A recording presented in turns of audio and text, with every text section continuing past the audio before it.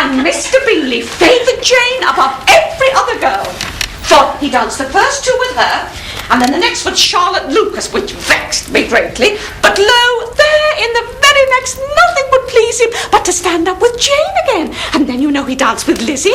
And then, what do you think he did next? Enough, madam. For God's sake, let's hear no more of his partners. Woody had sprained his ankle in the first dance. Oh, and his sisters. Oh, such charming women, so elegant and obliging. Oh, I wish you had seen them. I dare say the lace on Mrs. Hurst's gown alone. No lace, Mrs. Bennet, I beg you. And so none of the Hertfordshire ladies could please you, Mr. Darcy? Not even famous Miss Bennets? Well, I never met with pleasanter people or prettier girls in my life. Bingley, you astonish me. I saw little beauty and no breeding at all. The eldest Miss Bennet is, I grant you, very pretty. A fine concession. Come, man, admit it. She's an angel. She smiles too much. Oh, Jane Bennet is a sweet girl.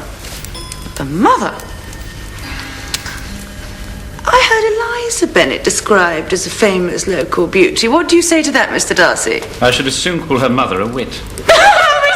You shall not make me think ill of Miss Bennet, Darcy. Indeed he shall not.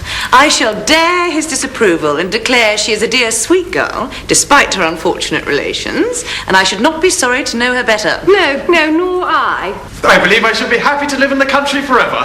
Wouldn't you, Darcy? You would? You don't find the society somewhat confined and unvarying for your taste? Confined? And unvarying, indeed it is not, sir. The country is a vast deal pleasanter than town, whatever you may say about it. Mamma, you mistake Mr. Darcy's meaning. Do I? He seems to think the country nothing at all. Mamma. Confined, unvarying. I would have him know we dine with 24 families.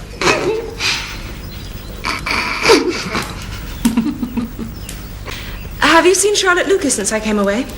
Yes, she called yesterday with Sir William. What an agreeable man he is. That is my idea of good breeding. And those persons who fancy themselves very important and never open their mouths quite mistake the matter. Shall we not have some music? I have a great desire for a song. Caroline, can we persuade you? Miss Mary Bennet. I see you've anticipated me. My mother bids me bind my hair with bands of rosy hue. You do extremely well, child. You've delighted us long enough. Let the other young ladies have time to exhibit.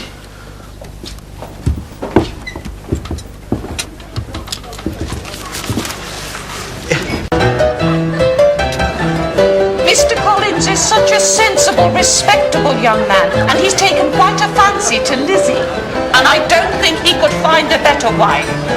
He favoured Jane at first, but Bingley was there before him. Now there will be a great marriage. And of course, that will throw the girls into the path of other rich men.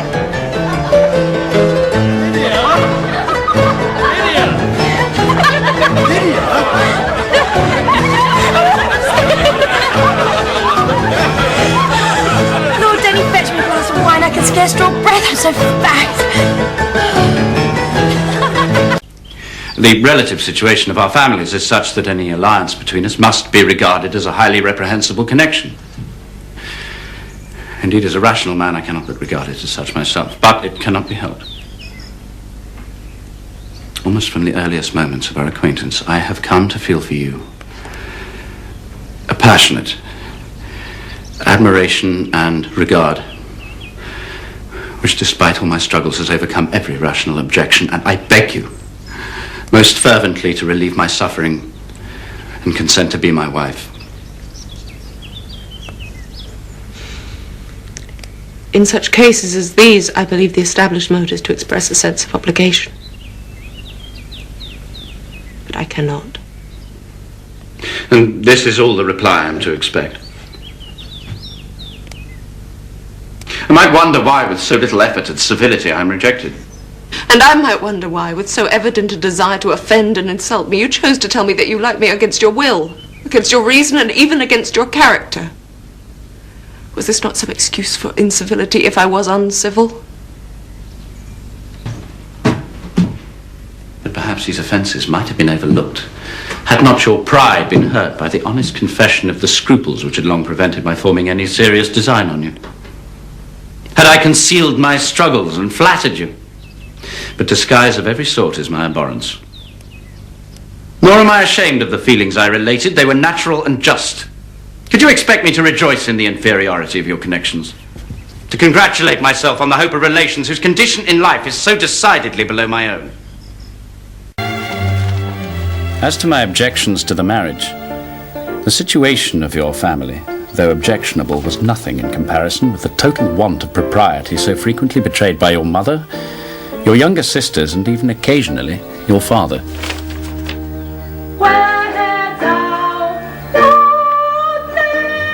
That will do extremely well, child. You have delighted us long enough. Now there will be a great marriage. And you know that will throw the girls into the path of other rich men.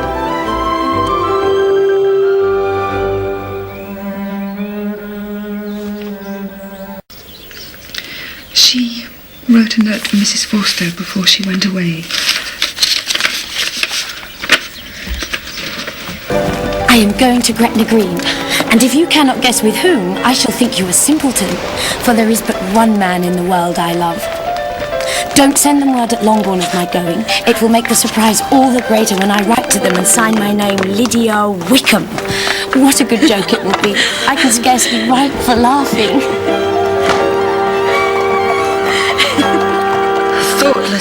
Thoughtless, Lydia. What a letter to have written at such a moment. Jane, do you not see that more things have been ruined by this business than Lydia's reputation? I've been thinking about what you said this afternoon. That it is not only Lydia's reputation that has been ruined. You meant, I suppose, that you and I, and Mary and Kitty, have been tainted by association. That our chances of making a good marriage have been materially damaged by Lydia's disgrace. Chances of any of us making a good marriage were never very great. Now I should say they're non-existent.